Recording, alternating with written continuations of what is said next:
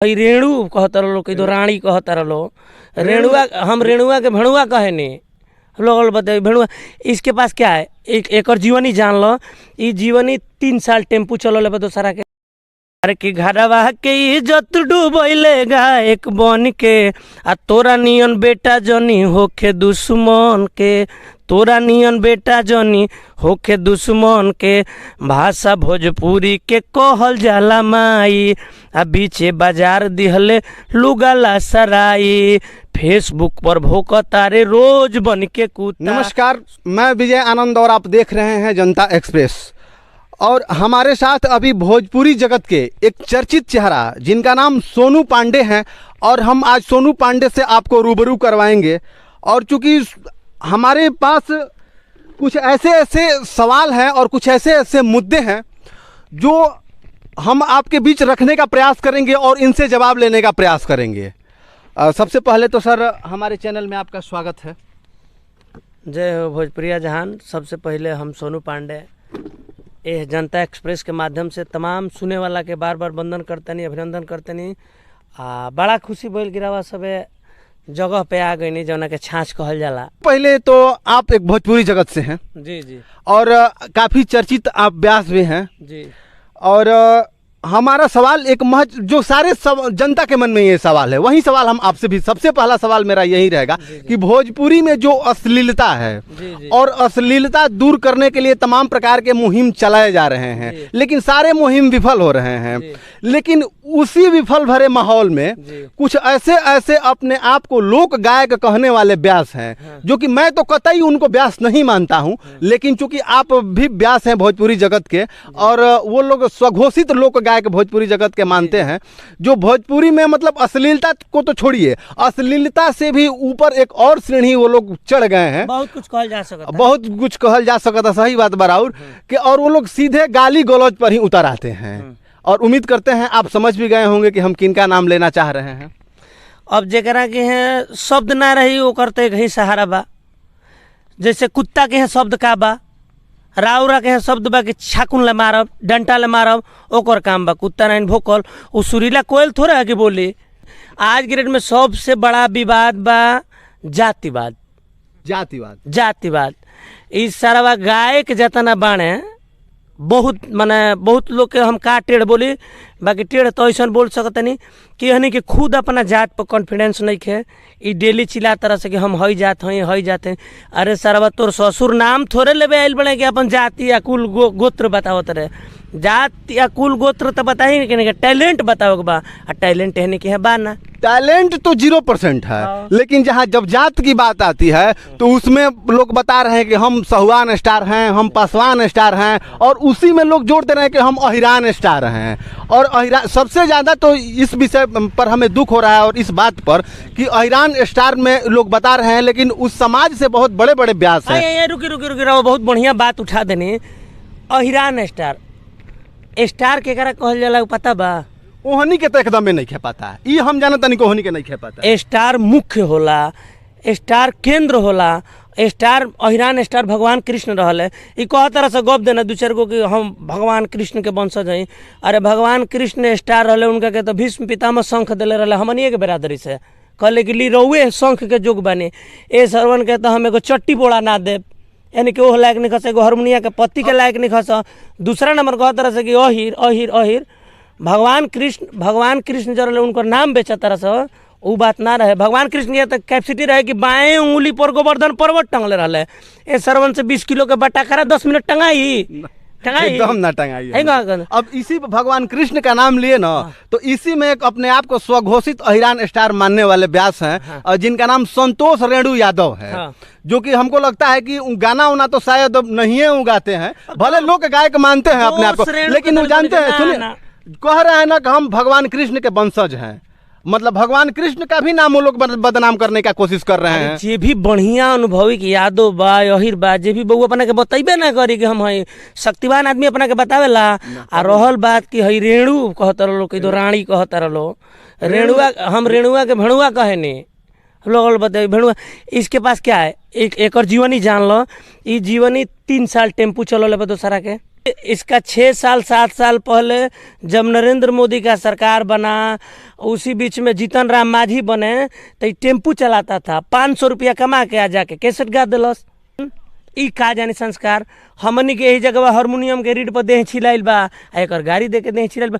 गायक हो कहाँ से? नहीं, अपने आप को स्वघोषित कहता भी है कि हम आप अगर आप उससे फोन करिएगा या पूछिएगा तो सबसे पहले यही कहेगा कि हम भोजपुरी के लोक गायक हैं।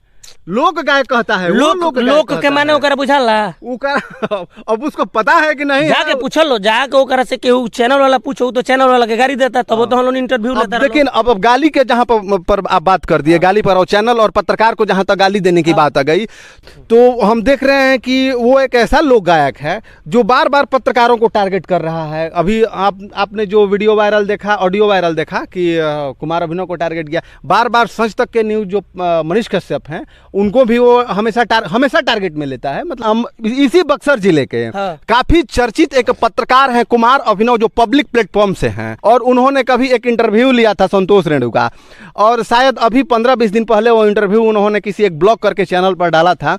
और संतोष रेणु यादव खुले मंच से वो फोन करते हैं कुमार अभिनव पर, और फोन करने के बाद रिकॉर्डिंग पर लगाते हैं अपने फोन को, और माँ बहन की भद्दी भद्दी गालियां देते हैं। उन चैनलों से उस ऑडियो को रिकॉर्डिंग को जो है सो पब्लिक करवाया। और हम इहो सुनले बनी। बाकी दोस्त एकरा में संतोष रेणु को हइये नहीं के नाम रखवा दिला, फिर हमारा से नाम तो रखे लायक हमारा मुंह से वो हइये नहीं खन। बाकी आप लोग नाम रखवा दिए, वो गायक हइये ना, ओकरा के बरियारी बोलवाल जाता, ओकरा के प्रचार करावल जाता, वो का ह? कुछ ना ह, गायक हइये ना हो। बात डिस्टर्ब हमारा के चैनल वाला कहले बोलो, वो गायक है ना, वो तो नालायक है। वही गायक नहीं ना, हमारे को याद बात पड़ गई। मान लीजिए कि उनकर जे भी पेरेंट्स हो ओकरा खातिर बा, आर की घरवा के इज्जत डूबैले गायक बन के, 20 सीरीज के माध्यम से तुरंत 2-4-10 दिन में एगो गीत सुने के मिली, वही गायक बगौले बनी हम, ओइसने गायक बगौले बनी। अरे कि घरवा के इज्जत डूबैले गायक बन के, आ तोरा नियन बेटा जनी होखे दुश्मन के, तोरा नियन बेटा जनी होखे दुश्मन के, भाषा भोजपुरी के कहल जाला माई, आ बीचे बाजार दिहले लुगाला सराई, फेसबुक पर भोकतारे रोज बन के कुत्ता, सुकर मान जानता कहियो मारत नइखे जूता, बाट जानतानी भइल बा घमंड तोरा धन के। 10 रुपया सोशल मीडिया ले आ गई, गाड़ी किन के घूमता, टेम्पू चलावे वाला, जहाँ ना रहे सिक्का ओजा मिलल हजारा, ओकर माथा सही दर्द करी। हाँ, दोस्त ओकर बा जे ओकर इंटरव्यू लेता। इंटरव्यू अच्छा मान ले जाओ कि सुअर ही ओकर काम हो लेटाइल, वो पाकिए में गिरबे करी, कतनो रवा धोई वो पाकिए में गिरी, तो दोषी तो रहुआ बनी कि बार बार ओकरा के फिल्टर के पानी लेके जाता नहीं, ओकरा के धोए खातिर कचड़ों के पानी ना फिल्टर के पानी, तो दोष राउर बा। सबसे बड़ी बात है कि वो समाज को गंदा कर रहा है। वैसे अगर इंसान समाज में आएंगे जो केवल जातिवाद करना जानते हैं, जातिवाद के सिवाय वो कुछ नहीं जानते हैं। अच्छा, सफल आदमी जातिवाद करला, उस पहले जातिवाद के बात करता रहो, बार बार अहिर चिल्लाल नु, बार बार अहिर चिल्लाल, बिल्कुल जाके पहले पता करो, पहले नंबर उसके फैमिली के बारे में पता कीजिए कि उसकी शादी किससे हुई है, पहले उसका निजी जीवन देखिए ना। बार बार अपने को अहिर बढ़िया अहिर उनका के बैठे दी हंस नानू, अहिर देखा को बना के मुती दी है, उनका के बोला है ना अहिर अपने द्वार पर पानी ना पिए हैं। अहिर के माने का होला? अहिर बाणे माने का रीजन का व्यास जी, अरे बिरादरी की कैटेगरी लायक है ना। अहिर माने होला का? अहिर सुन ले बा, झंडा लेके दौड़ता।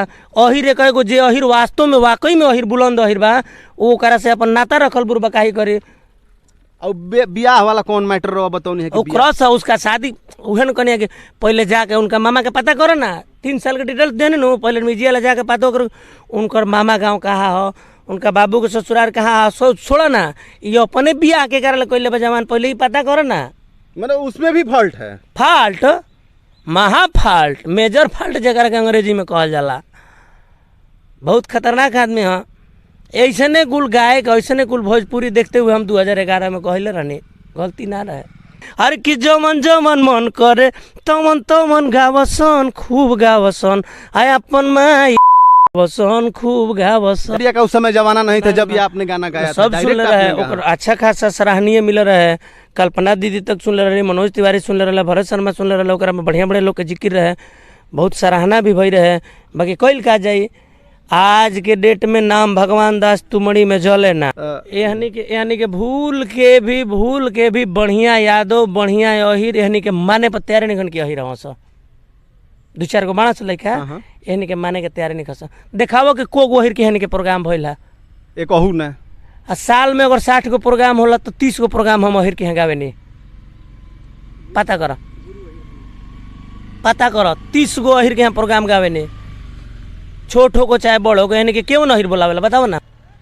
खेसारी के हो जाला, गाना बजाना, पवन सिंह के हो जाला, गाना बजाना गाने आएगा तब ना इन लोग को बुलाया जाएगा। तब उहे बाने बात एगो कहल जाई कि सीधे कि धर्म की हर की गजबे आ गइल कल जुगावा।